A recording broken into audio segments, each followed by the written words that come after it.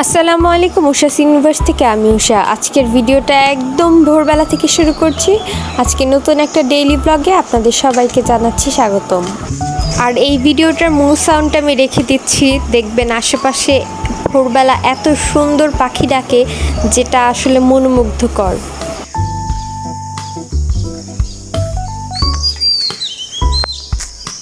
এত সুন্দর একটা পরিবেশে সকাল শুরু করার পর বাসায় চলে আসি সকালে নাস্তা করতে। আর এই দেশের ম্যাপের মতো পরোটাটা আমি বানিয়েছি, যেটা আসলে দেখতে একদম বাজে হলেও খেতে মজা হয়েছে। দেন আমি মেহেদি দিতে বসি, আর এই মেহেদির ছোট্ট একটা রিলস আমি আপলোড করেছি। এরপর আমি আমার রুমে অনেক সুন্দর ফুল গুছাতে বসে যাই। আমার ছাদে অনেক ধরনের ফুল আছে, অনেক না একদম, বাট যে কয়টা ফুল আছে এগুলোই আমি সাজাচ্ছিলাম, দেখতে সুন্দর লাগে। প্রতিদিন আমি এই কাজটা না করলেও আমার বাবা প্রত্যেক দিন 3টা বোতলে করে বিভিন্ন ফুল সাজিয়ে রাখে, যেটা দেখতে অনেক সুন্দর লাগে। আমার বাবা প্রতিদিন বারান্দায় এইভাবে ফুলগুলো সাজিয়ে রাখে, তো আমি ভাবলাম যে আমিও করি আজকে একটু সুন্দর করে, আর সেটা ভিডিও করে রেখেছি। এরপর আমি আর আম্মু দুজনে মিলে প্ল্যান করি যে বাসায় অনেকগুলো আম আছে, তো আম দিয়ে আইসক্রিম বানাবো। তাই আমি আর আম্মু আইসক্রিম বানানোর কাজে লেগে যাই।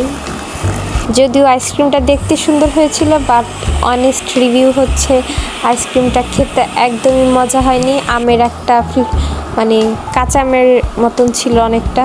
আমাদের আবার নেক্সট টাইম ট্রাই করে ভালো করতে হবে, বাট এক্সপেরিমেন্ট করতে দোষের কি, চেষ্টা করলাম, ভুল হলো, নেক্সট টাইম ইনশাল্লাহ আরও ভালো হবে। এরপর সন্ধ্যা হয়ে যায়, তারপর আমরা ফ্যামিলি সবাই মিলে চা নাস্তা করতে বসে পড়ি।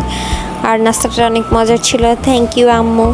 ওই আইসক্রিম খাওয়ার পর নাস্তাটা না খেলে আমার ভালো লাগতো না।